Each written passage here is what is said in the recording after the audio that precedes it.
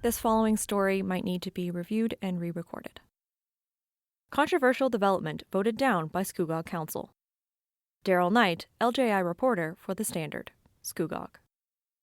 Grassroots organizers opposed to a new housing development near Lake Scugog scored a victory on Monday, September 16th, when, after a marathon meeting of the town's Planning and Community Affairs Committee, a request to support a minister's zoning order, MZO, was voted down by a margin of 4-2. A capacity crowd of 400 was on hand for the meeting, with several having been turned away. The meeting was moved from council's chambers to the Scugog Arena Community Center in order to accommodate the most public participation possible, as the matter had taken on a very high profile since it was announced in June of this year. In the ensuing months, the community rallied against the project, under the banner of Save Port Perry Wetlands, with hundreds of signs on local lawns and a great deal of activity online, organizing opposition to the development. The proposal put forward by Avenue Development called for up to 600 dwelling units and commercial uses within a number of different building styles, including detached homes, townhouses, and apartments. However, with limited sewage capacity, the development hinged on a proposed system which will use regional water supply with a private communal wastewater treatment system outletting to the lake in conjunction with grey water reuse. The Avenue proposal did include dedicated space for medical professionals and affordable seniors housing. However, with the location near Simcoe Street and Castle Harbor Drive, there was pushback from the community about connectivity to essential services in town. Currently, the existing waterfront trail is not maintained in winter, which would make for an arduous 2-kilometer walk for residents without access to an automobile. The meeting featured more than a dozen delegations speaking out against the proposal, including Mississaugas of Scugog Island First Nation Chief Kelly LaRocca, who expressed great concern consultation with local Indigenous leaders hasn't taken place in a meaningful or ongoing manner to date. The proposal originally came before Council in December of 2023, when Avenue Properties initially made a request to Council to consider a Community Infrastructure Housing Accelerator (CIHA) application.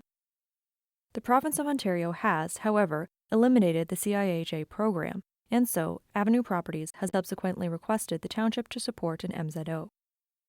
In June, Council directed staff to prepare the report which was presented to the committee and moved to Council to be ratified, which at the very least paused the proposal until more answers were obtained regarding key environmental and infrastructure concerns from the community. Community events mark National Day for Truth and Reconciliation and Orange Shirt Day. Daryl Knight, LJI reporter for The Standard, North Durham, Kawartha Lakes. As Monday, September 30th approaches, communities across Canada are coming together to observe the National Day for Truth and Reconciliation, also known as Orange Shirt Day. This solemn day honors the survivors and victims of Canada's residential school system, offering an opportunity for reflection, education, and reconciliation. Many communities are hosting Indigenous-led ceremonies, which include traditional songs, drumming, and prayer. In Brock Township, a flag-raising ceremony at Town Hall in Cannington is planned for Friday, September 27th at 8:30 a.m. Our plan is to raise a flag to honor National Day for Truth and Reconciliation and Orange Shirt Day, which will then be lowered and remain in place for the next week, explained Tamara Kaiser, Communications Coordinator for the Township. The community is more than welcome to attend this event. The City of Kawartha Lakes will also be hosting a flag-raising ceremony at City Hall on Friday, September 27th, starting at 11 a.m. There are also numerous events taking place at various branches of the Kawartha Lakes Public Library, starting with a children's craft event at the Lindsay branch on Saturday, September 28th, from 10 a.m. to 2 p.m. This beaded bracelet workshop is free to attend and will also be offered on Monday, September 30th, at the Bobcaygeon, Dalton, Fenelon Falls, Little Britain, Lindsay, Norland, and Woodville branches during their respective open hours on Monday, September 30th. Library patrons are invited to visit their local library on Saturday, September 28th, between 10 a.m. and 2 p.m., to participate in an Orange Shirt Day magnet-making workshop. This free workshop will also be offered at Bobcaygeon, Dalton, Fenelon Falls, Little Britain, Lindsay, Norland, and Woodville branches during their respective open hours on Monday, September 30th. Join library staff Monday, September 30th from 4 p.m. to 4:30 p.m. at the Lindsay branch for a children's talking circle for truth and reconciliation for an Indigenous guided event which will allow children to honor the victims of residential schools appropriately. please meet in Queen's Park in front of the Lindsay branch at 190 Kent Street West. This presentation will be geared towards school-aged children accompanied by a parent, guardian, or caregiver. If the weather is inclement, please join us inside the library for this event. An adult talking circle will follow on Monday from 6 to 6:30 p.m. at the Lindsay branch. Please meet in Queen's Park in front of the Lindsay branch at 190 Kent Street West. If the weather is inclement, please join us inside the library for this event. Additionally, to mark National Day for Truth and Reconciliation and Orange Shirt Day on Monday, September 30th in Bobcaygeon, the Truth and Reconciliation Community Bobcaygeon and the Mishko Day Center for Indigenous Knowledge invite you and your family and friends to a remembrance ceremony at the Boyd Museum in Bobcaygeon starting at 5 p.m., followed by a walk to the new Bobcaygeon Beach Park Friendship Garden, known as Gidundawedamin, We Are Related. After a brief ceremony at the Boyd Museum, participants will be carrying the memorial orange stones representing children who never returned home from residential schools to Gidundawedamin Garden at Bobcaygeon Beach Park. The Orange Shirt Day movement, symbolized by the phrase "Every Child Matters," continues to be central to this day of reflection. Participants are encouraged to wear orange shirts to show their support for survivors and commit to ongoing learning and reconciliation. Schools across the area will take part in activities, including art projects, history lessons, and book readings that focus on the legacy of residential schools. For those unable to attend in person, many events will also be available online. The National Center for Truth and Reconciliation is hosting a virtual event featuring survivor stories, educational sessions, and interactive panels. This digital option allows for widespread participation from across Canada and beyond.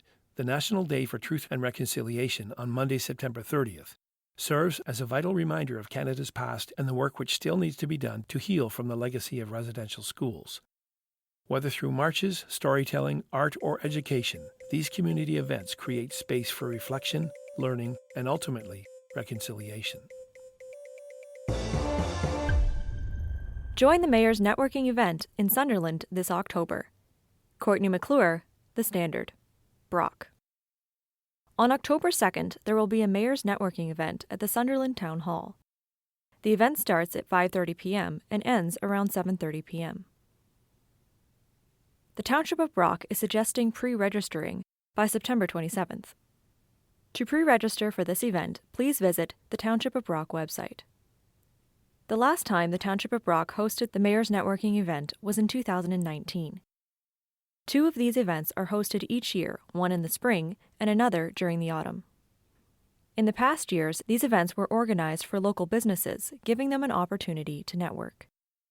This year, the spring event was organized for local business owners and the autumn event is aimed towards nonprofit organizations and groups, so they may network with others in their community. We are hoping to provide attendees with as much information as we can, which they can use for planning events, and make them more successful, explained the clerk's assistant for Brock Township, Stephanie Stickwood. Ms. Stickwood said she enjoys attending this event because she gets to meet various nonprofit business owners from Brock Township. It's nice to put a face to the people we talk to, she said, explaining how communication is usually completed through email exchanges. During the network event, Walter Schumer, the mayor of Brock Township, will be sharing a few municipal updates.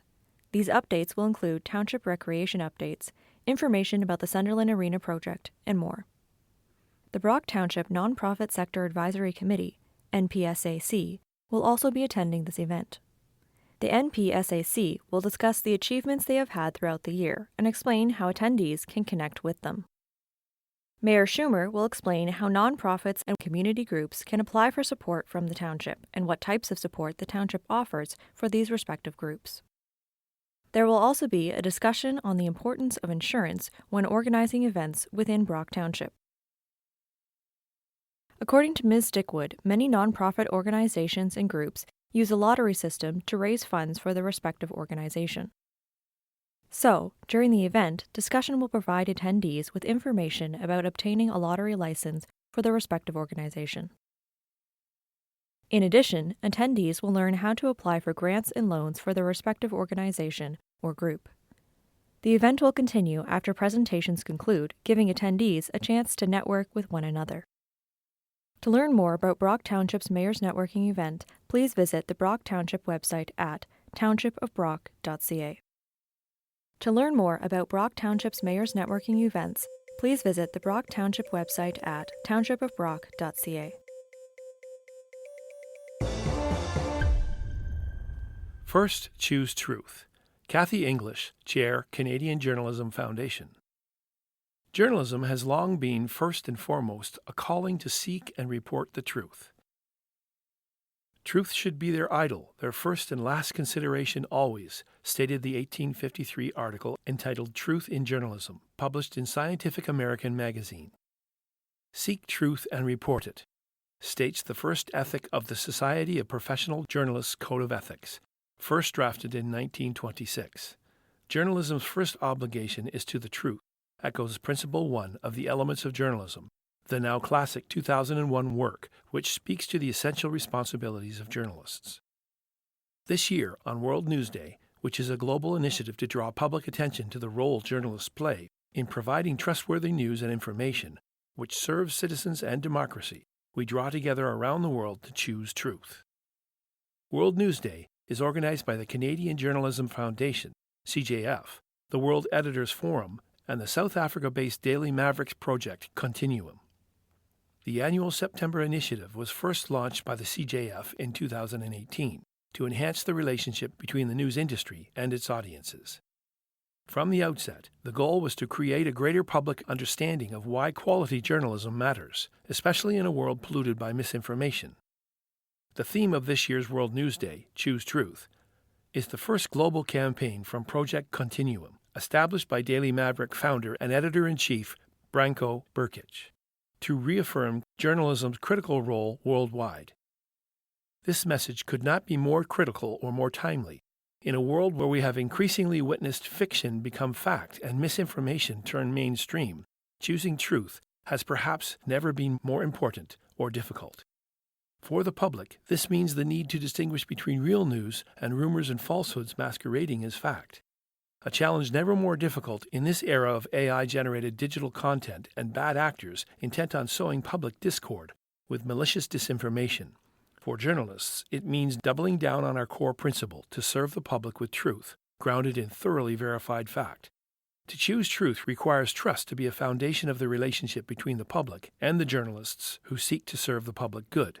However, as the 2024 Digital News Report of Oxford University's Reuters Institute for the Study of Journalism tells us, across the world, most of the public does not trust most of the news, most of the time.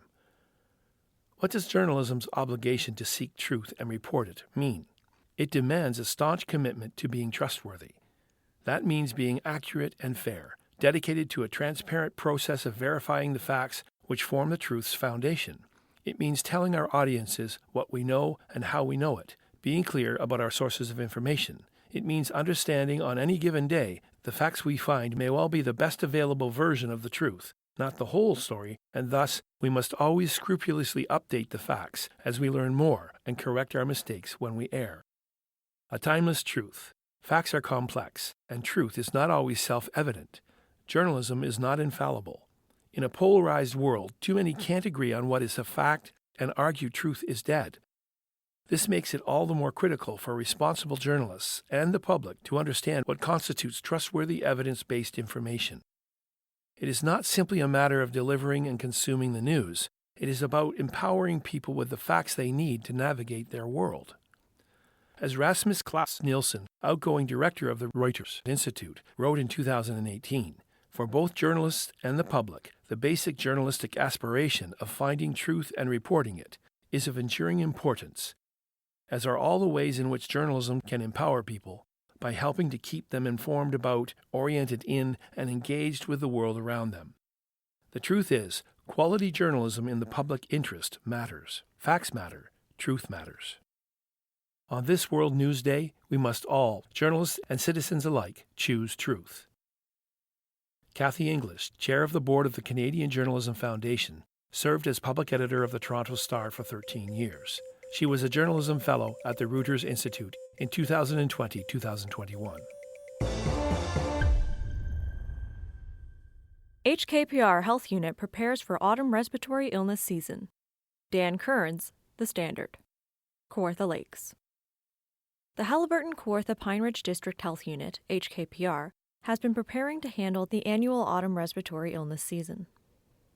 At a meeting of the HKPR board on Thursday, September 19th, local medical officer of health, Dr. Natalie Bocking, told members work has been happening for the last couple of months to prepare the health unit to handle this period. One of the ways the health unit has been preparing is by launching a new online dashboard related to respiratory illnesses. COVID-19 and influenza are two examples of respiratory illnesses which impact the lungs and airways. Dr. Bocking noted their previous dashboard was paused over the summer as the health unit made changes to it. It will continue to look different than previous dashboards as the information we have available to report on has changed, Dr. Bocking explained. She stated the Ontario government ending their wastewater surveillance program as an example of information which is no longer available. The health unit has also been holding tabletop exercises with health sector partners as part of a new provincial requirement. Dr. Bocking explained these sessions incorporate hospital and primary care, paramedics, and some community-based organizations which are at the table. They also provide a walkthrough of what to do when our health system starts to become overwhelmed. As always, the health unit is also prepared to provide public education on respiratory illnesses. The health unit also has 3 vaccines to help distribute. Those include vaccines for COVID-19, influenza, and respiratory syncytial virus, RSV. This is a bit complicated this year and is going to continue to get a bit more complicated. So we'll need to have some helpful information for folks to help interpret when do I get what vaccine and what vaccine is available. Where do I go and at what time? Dr. Bocking said. Welcome to You've Got to Be Kidding, a podcast that offers a different perspective of life around us. Listen now to author Jonathan Van Bilsen. Royal Caribbean's Ultimate World Cruise is concluding after 9 months aboard the Serenade of the Seas, and it's been quite an adventure for those on board. When the cruise embarked in December of 2023, it became a sensation on social media.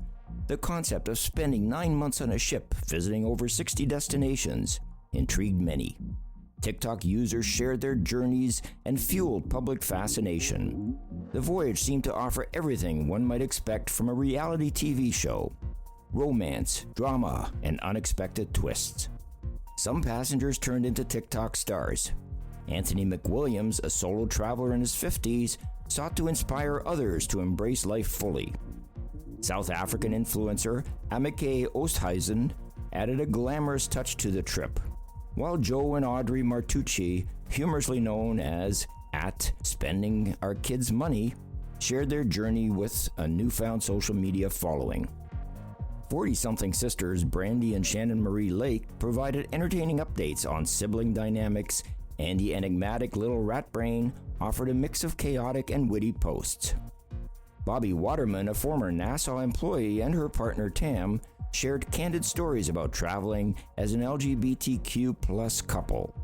Andy Linderman, who had faced personal tragedy and health challenges, used her platform to bond with others who shared similar experiences. Royal Caribbean crew member Julian Mendoza and performer Danielle Salvatore Arbisi also contributed their own behind-the-scenes look as life on the ship. The cruise's viral status created high expectations for drama, but much of what unfolded was far from the sensational rumors. Despite occasional onboard tensions and the usual challenges of long-term travel, the anticipated scandals were mostly absent. The ship experienced some rerouting due to global events and weather, but this is not uncommon for such lengthy journeys. Social media interest waned over time, as it's often the case with prolonged viral phenomena.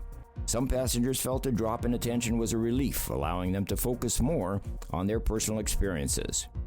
Amike Oosthuizen faced issues with her TikTok account, which was briefly banned, while others like Angie Linderman continued to connect with followers interested in her story. The journey was not just about the destinations, but also about the connections made along the way. Friendships formed amongst passengers, with some finding lasting bonds. Joe and Audrey Martucci, for instance, struck up a meaningful relationship with British TikToker Beth Ann Fletcher.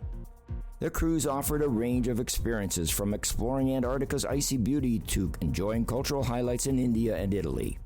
As the voyage winds down, passengers reflect on the unique memories and their personal growth.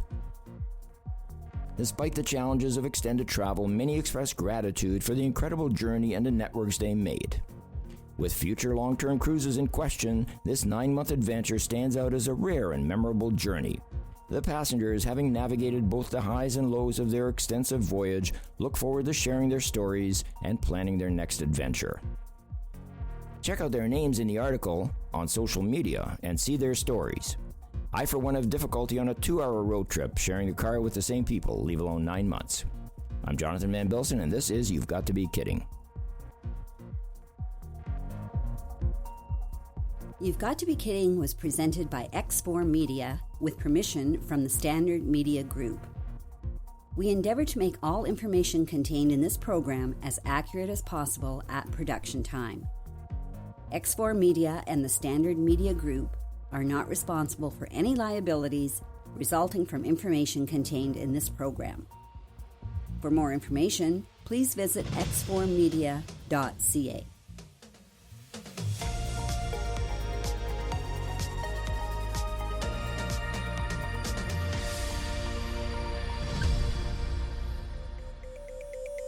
The Standard Podcast was produced by Greenstream Studio for the Standard newspaper.